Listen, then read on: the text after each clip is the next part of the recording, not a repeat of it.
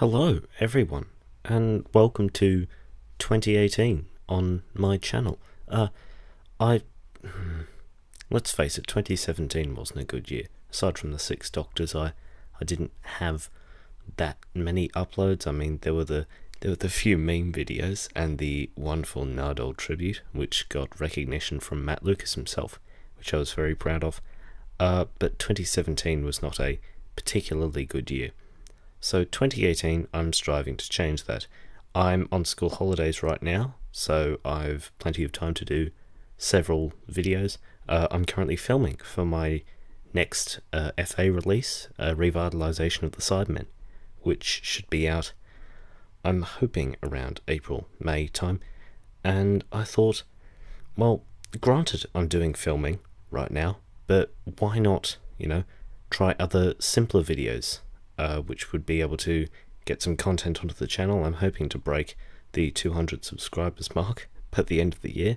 That's just under 30 people, I think, so it's not too much of a stretch. Heck, might even get to 250 or 300, which would be greatly appreciated. But I thought, why not start off the year and continue through it with some videos just of me talking about stuff. They're easy enough to do, so I thought a few top 10 videos would work.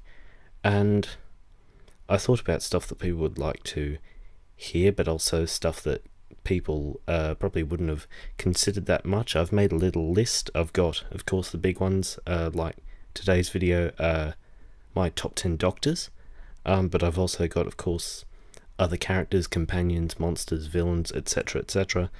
I've got ones relating to stories, cliffhangers, designs of things here and there. So I hope you enjoyed this video. And I thought, why not start with a video of me ranking the Doctors? Because, well, I mean, it's something that every fan does, and I thought it would be a good way to start off this series. Please note that this is obviously my top 10, and the reason I did top 10 was because when it comes to it, I'm not a fan of ranking Doctors. As you'll probably tell multiple times in this video, I find it very difficult. Sometimes I can just watch any episode of any Doctor and suddenly they can be my favourite for the next few weeks. Then I'll watch another episode with a different one, and I mean, right now, the story I'm doing is a John Pertwee one, and I've been rewatching some of his old stories, rereading some of the old Target novels, and I've been saying that he's a wonderful Doctor, but at other times I'll listen to a Big Finish audio, something like that, and then I'll love Colin Baker. So please note that this isn't cemented, and there's hardly any space between the actual actors, or the actual Doctors. The actors playing the Doctor, I hold them, almost all of them, in equal regard. Just because I didn't particularly like their Doctor doesn't mean I think anything less of them as an actor.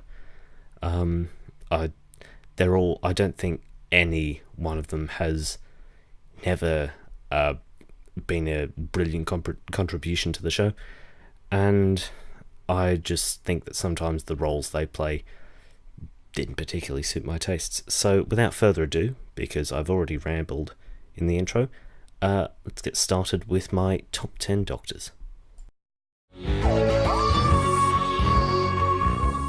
So in 10th place, I've put the 8th Doctor, for the simple reason being there isn't enough of him visually for me to properly appreciate him. And now that's not me saying that I've boycotted Big Finish, not in the slightest.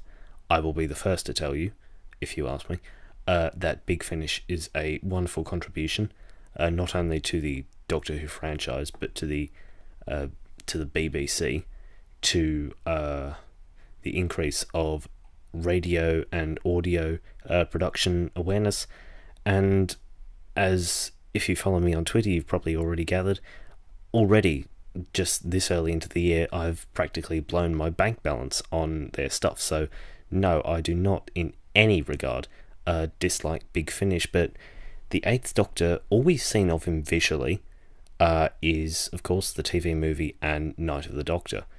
And because he has such a short visual appearance, I don't think I'm able to appreciate him as well as I could other Doctors, if that makes any sense, because I can't see him. I can only experience him audially most of the time.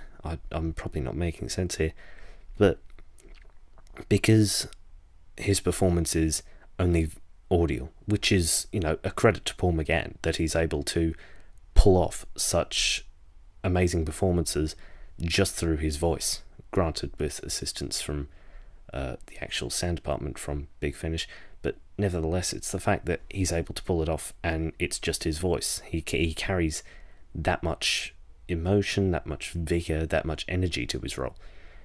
But because, like I said, we don't have him visually, and because he never really, impacted me as a Doctor, because he wasn't one that I grew up with. I was born in 2000. I didn't see the TV movie, as a little child on a VHS, and he wasn't one that my mum showed to me when I was young, and I only found out about him in 2000 and I think it was 11 or 12 when I had done a bit of reading up on the TV movie, and I thought, why not give it a watch, because I was I still hadn't seen that many Doctor Who episodes then, or I'd seen a few, but mainly repeated viewings. Tom Baker early stories, especially some of the middle John Pertwee ones with Joe Grant, and one or two Peter Davidsons. But yeah, he just never really stood out to me because I never grew up with him. I was never introduced to him by anyone else. I had to sort of look him up for myself. And I mean, credit again to Paul McGann for doing a wonderful job, and the scripts he works with are brilliant. So that's why he's in number 10, mainly because he was never really there as I was introduced and grew up with the show, and because when he was there visually, because I couldn't appreciate Big Finish at a younger age, he was only there in really one respect, because I got into Big Finish 2012, and of course Night of the Doctor came out 2013. So that's why he's at number 10. If we had, say, as many people have suggested, and I'm fully on board with, like a Netflix series of just the Eighth Doctor, just, a visualization of like Dark Eyes, something like that, I don't know, he'd probably be, top 5, definitely. But until then, sorry, Paul. In 9th place, I've put, accurately enough, the Ninth Doctor, and my reasoning for this is essentially the same as with the Eighth Doctor, only less so because he had a full season. But I mean, I don't know anyone who thinks that Christopher Eccleston as the Doctor wasn't brilliant, and he did a perfect job, granted with the production team, of bringing the series back. But he was only on for a season, and I think everyone would have liked to see more of him. Heck, even him being in the 50th anniversary special, granted he didn't want to be, and that's his choice. I mean, granted he's an actor, but he's still a person. But he didn't want to come back, so that's, fair enough, can't hold that against him. But he was perfect, and yet we only got a season. We don't even have Big Finish, or we have that box set, but that's not Chris. That's not Chris. I don't know who it is. I just know it's not Chris. So I'm disappointed that we only got Chris for a season. But how can I put this? I liked him. I don't think he would have been good. Nothing against him, but for too long, because he still had the weight of the Time War on him, the Doctor. But I don't think he could have done that well of slowly getting over it the way Tennant and Smith did, or technically 10th and 11th Doctors did. So I feel that he was good only in one season. but at the same time I wish he'd had more. So it's down to the attitude and everything, and yeah. Plus, I really don't like Rose, so the fact that she's a companion through the whole season, and was it Adam? I think it was Adam, played by Bruno Langley, was there too. It's just a bit of a detraction. In 8th place, I have the First Doctor, for the basic reason being he wasn't a good character to start off with. Granted, he had his nice little moments, but he wasn't, when it came to it, a good protector, a good adventurer. I mean, you take his first story, he was quite willing to, if I remember correctly, beat a caveman with a rock. In the Daleks, he removed the fluid link from the TARDIS so that they could explore the city, and almost got them all killed due to radiation poisoning. He blamed Ian and Barbara for all the trouble that'd be going on during the Edge of Destruction, or inside the spaceship, whatever you want to call it. So when it comes to it, the First Doctor wasn't a good character, and I'm not bringing into question how he was portrayed during Twice Upon a Time, because that was just an abomination. Because in fairness to him, he was never like that. He was never really sexist. Granted, he made the comment to Susan about jolly good smack bottom, but she was a younger relative of him. She was, granted, his grand offspring, but still his offspring nonetheless. He sort of had that parental figure. He couldn't really say that to Bill. It didn't fully suit, and he wasn't sexist in that way. Heck, there was a picture circulating of something he said to the Rills, I believe, from Galaxy 4, about how they looked different, but how he respected them because they were an intelligent life. But he wasn't, like, in the Romans, I'm pretty sure he saw Barbara about to be raped by Caesar Nero, and yet he just walked off with a slight chuckle. So when it came to it, he wasn't the peachiest of guys to be travelling with, and so he sort of, doesn't make it into the top 5. In 7th place, I have the 12th Doctor, and I know right off the bat that a number of people are going to berate me and try and kill me for this, but my reasoning is that he was very inconsistently written as a character. Again, nothing against Peter Capaldi, top notch for acting, and I reckon when it comes to it, he is one of the best. He has given one of the best performances, consistently best performances as a Doctor. And I would love to hear him in some Big Finish audios as well, if they end up extending the license for the New Who stuff. But if you look at Series 8 and Series 9 in particular, Series 10 was what we needed from him, but that was too late.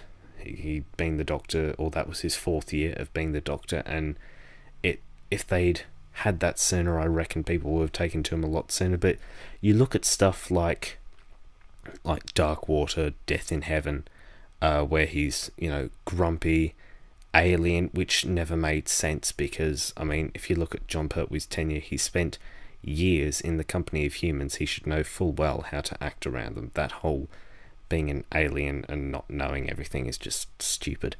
And you look at stuff like that, and he's grumpy and serious and everything, and then you look at The Magician's Apprentice, where he's riding on a tank with an electric guitar. Yeah, granted, he's supposed to have gone through a sort of midlife crisis, but that's just a flimsy excuse. He was just inconsistently written, and I hate inconsistency. It's a value I completely abhor. So, yeah, if the 12th Doctor was written the way he was in Series 10, in Series 8 and 9 as well, then he'd probably make not only my number 1 spot, but probably everyone's number 1 spot. But he was just too... He fluctuated as frequently as his hair length. Let me just say that. And the costume change. The costumes didn't always suit him. Like, sometimes he'd be grumpy, and he'd be wearing, the cool hoodie and everything, and other times he'd be, fun and happy and he'd be in a dinner suit, so it didn't suit him.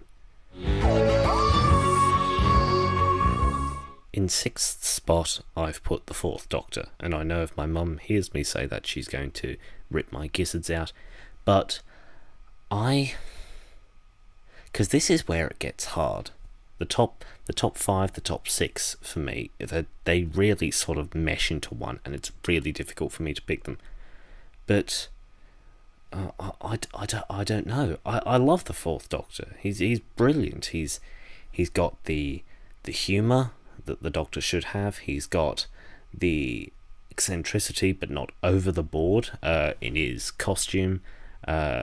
He's got the attitude of someone always willing to go out and explore. He's always never worrying about checking everything. He always just wants to jump into it. But yeah, I'm not too sure. He's not a Doctor I can just sit down and watch any of his stories. I have to really enjoy the story, or not really enjoy the story. For Christ's sake, I love the Horns of Naimon. And Pyramids of Mars. Don't get me started on that wonderful masterpiece. But I don't know. I don't know if it's the fact that sometimes he had that air of just, unless it was one of his companions, treating everyone like a bit shit, especially on Earth. On Earth, he had a habit of just being rude to people when they didn't really need it, and yeah, granted, it could frequently be justified, but I don't know.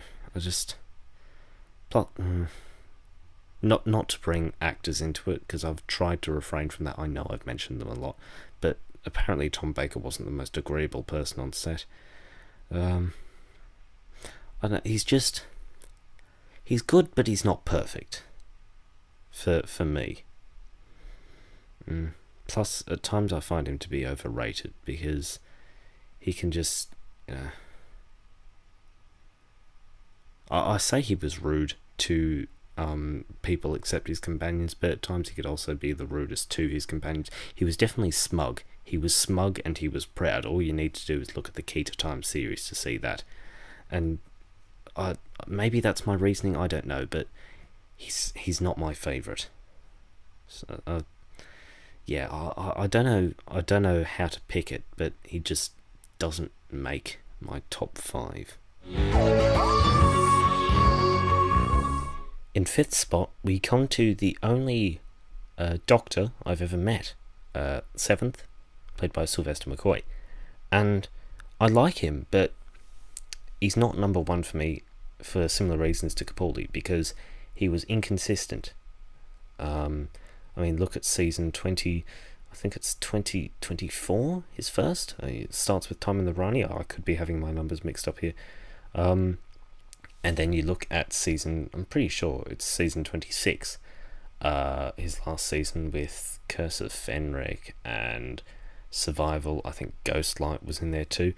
But he's better than Capaldi for me, because his inconsistency is consistent, if that makes any sense, because he starts off, his first words, he's the first 5 minutes he's on screen, he's jumping about, he's falling over, things like that, but then he starts off that way, and he's like that for most of the story, and then into the following stories, Paradise Towers, Delta of the Bannerman, a bit like that in Dragonfire. I forgot the name of the story there. But then in Remembrance of the Daleks, he's a bit on the funny side, but then we see things like the cafe scene, where he does the whole, if I could control people's taste buds, what if people couldn't taste sweetness, the whole ripples bouncing off the banks, greater the decision, greater the consequences, etc., etc. And yeah, hey, even the rice pudding stuff. But he's inconsistent, because his mood changes. He was never like it from the start, and I do like a sort of fixed attitude towards things unless there's an actual event that comes along. And for me, it didn't seem like there was any reason for him to either start silly and not stay silly, or not start off relatively serious, with just bits of humour added here and there for good measure. There seemed no reason for it. There didn't really seem any reason for him starting off as a buffoon, irrelevant of stuff like post-regenerative trauma, and then getting serious. I felt like he should have stayed that way. I haven't listened to, obviously, all of his audios in chronological order, because I don't know what the chronological order is, but what I've heard of his, again, like when he's with Mel in things like Bang Bang a Boom, We Are the Daleks, things like that, he's written somewhat seriously, like especially We Are the Daleks. That's a brilliant story, and he's serious in that, yet that's in the season where he's comedic. And I feel like if they'd had the serious thing through the whole run, then maybe the show wouldn't have gotten cancelled. And I'm not blaming it on his doctor, but I'm just saying that a consistency in the tone probably would have helped his reputation.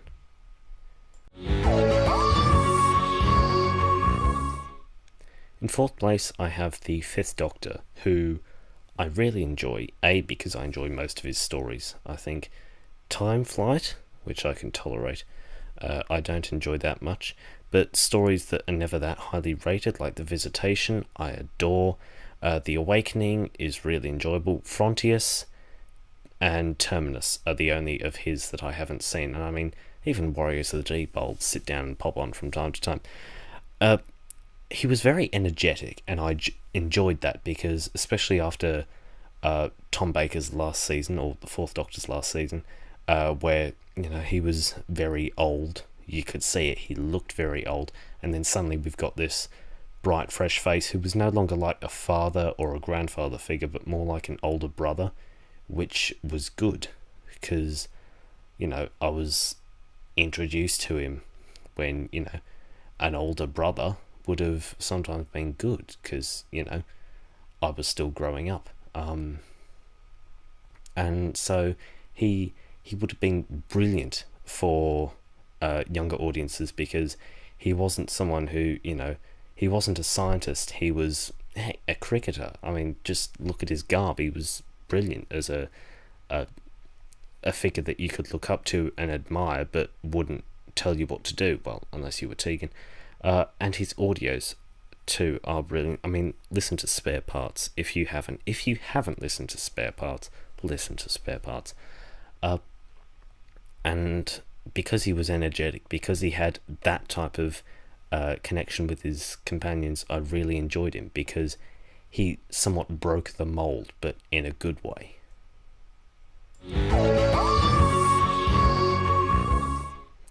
In third place, I have the Second Doctor, whom I have there. He used to be my favourite. He used to be my favourite.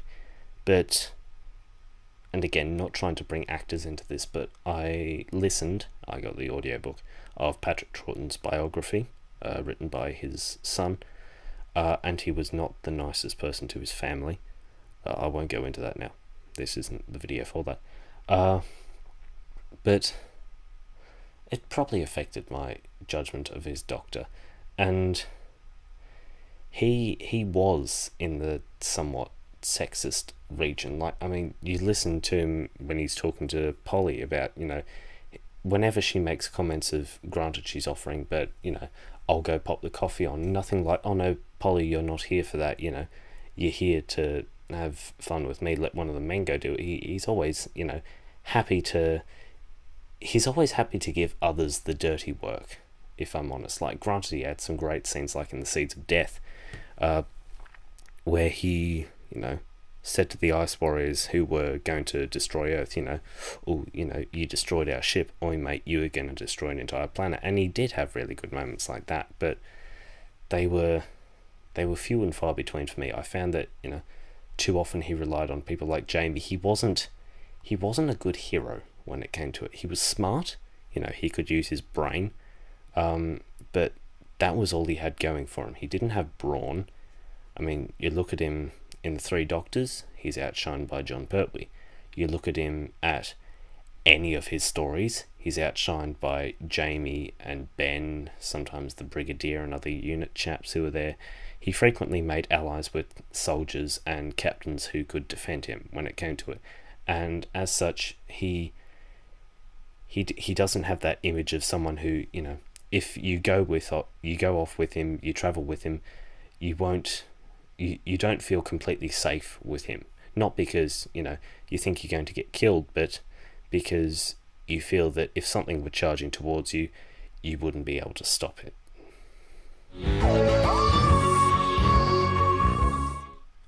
In second place, I have the Third Doctor, who, in my opinion, was the perfect combination of everything that a Doctor should be.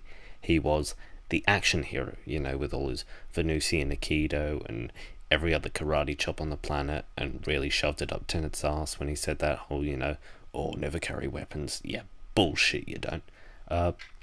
He was the scientist, not only because John Pertwee himself worked in the technological aspect of, I think, World War machines, things like that. He was, you know, used James Bond-ish gadgets, but I mean stuff like the Thing. I don't know what you'd call it.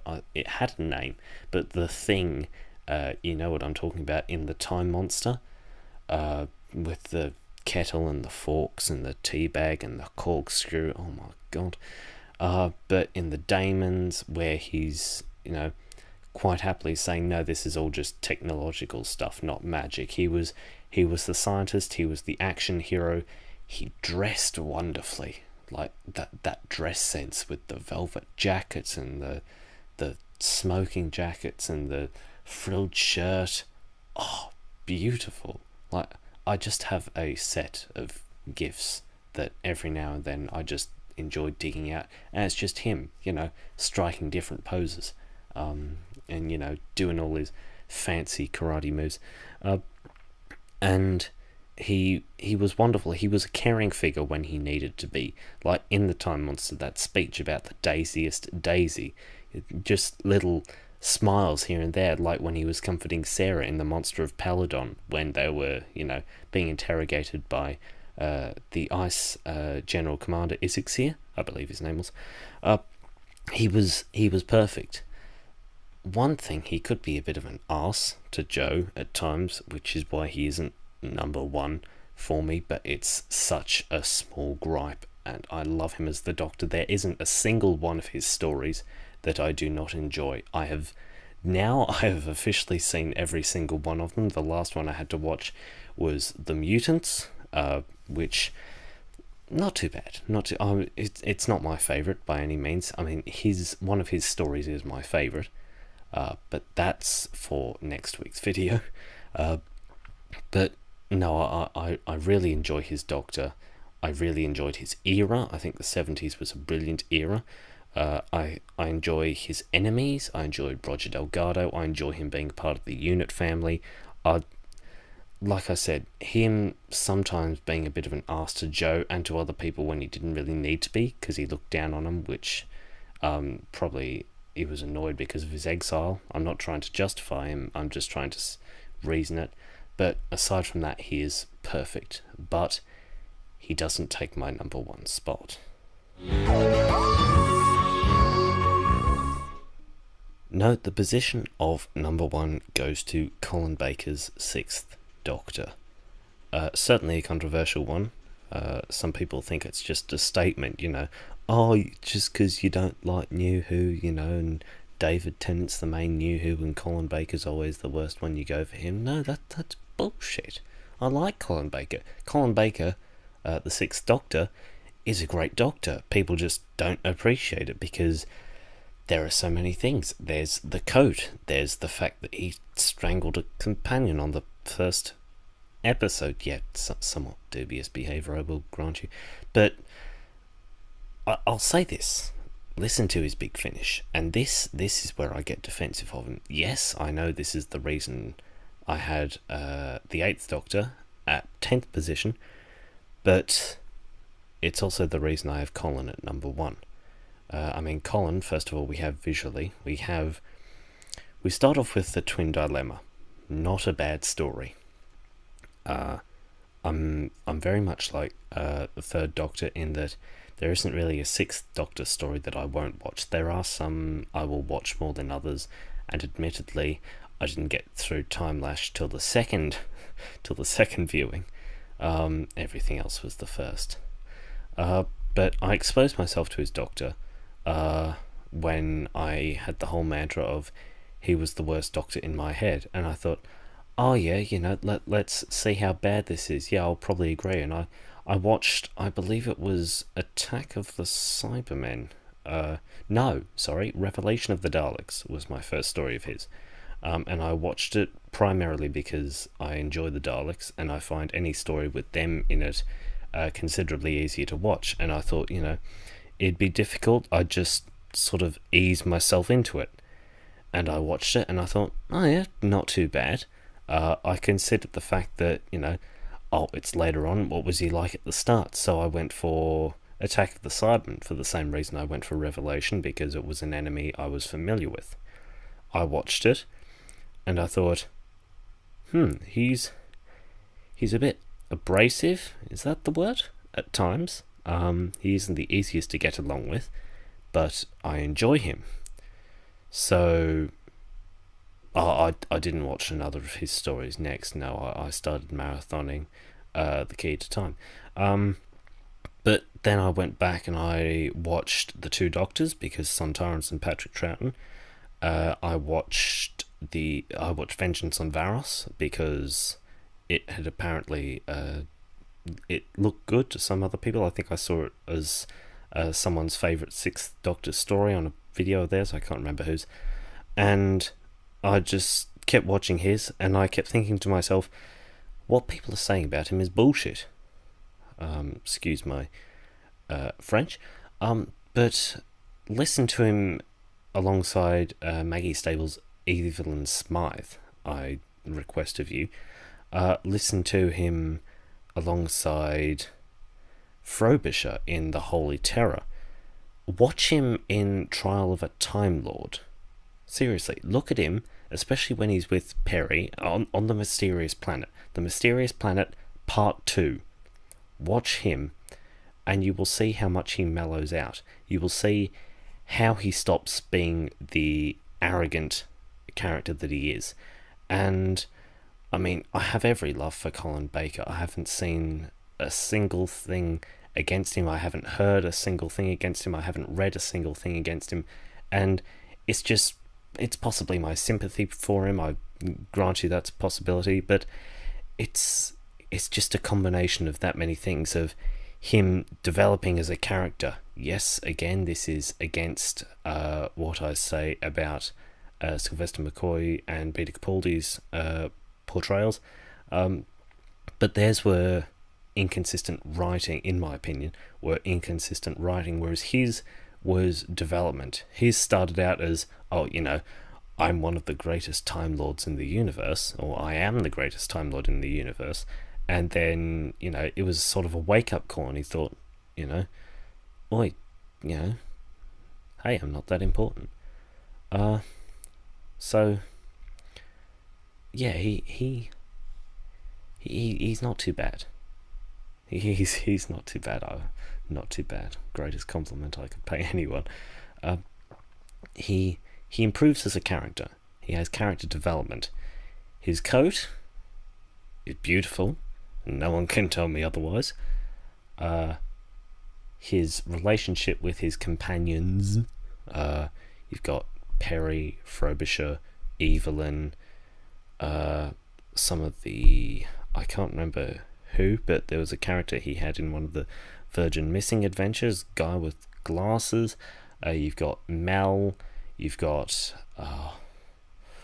the names escape me. Flip. I think Philippa Jackson. You've got Jago and Lightfoot. It's just... He starts off as not a very good doctor, but he gets better, and if you ask me, he gets better by the end of his very first episode. And I love him for that. And I don't think anything can change that. So, he's my number one spot. So, there you have it. My top 10 Doctors.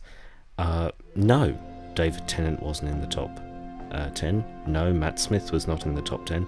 No, John Hurt was not in the top 10. And no, Jodie Whittaker was not in the top 10. Whittaker, for obvious reasons, at recording of this, January 2018, she's been the Doctor for all of not even 5 minutes. Tennant and Smith, I don't like enough for them to be in the top 10, easy. War, same. And I'm not including Peter Cushing, Rowan Atkinson, Unbound Doctors. Granted, I consider them in their own respective ways canon, but they don't make the stream of Doctors, the Doctors that were released on art cards for the 50th anniversary Doctors, the ones that have regenerated in the main show, so to speak. As such, I'm probably going to get hate for this. I suspect I'll lose a few subscribers. I'm expecting to see more than one dislike on it. But that's my list. I'd respect yours, with logical reasoning, of course, which is why I've tried to give logical reasoning to mine. Regarding the future, as I mentioned, other top 10s coming weekly, I hope to make it. I've of course got FAs in the works, as well as some product reviews. I've got an audio adventure series, sort of, but no confirmation for that. I don't think there's much more I can say at this point. I hope you enjoyed this video, I really did. Please let me know in the comments what your lists were. I'd be fascinated to hear, or read more specifically, how they differ. We can have a few little, conversations here and there about, oh yeah, that's fair, or oh no, I don't agree with this, things like that, Intelligent discussion is what makes the world go round. So yeah, I hope you enjoyed. Probably top 10 episodes coming next week. So yeah, until then, have a good one.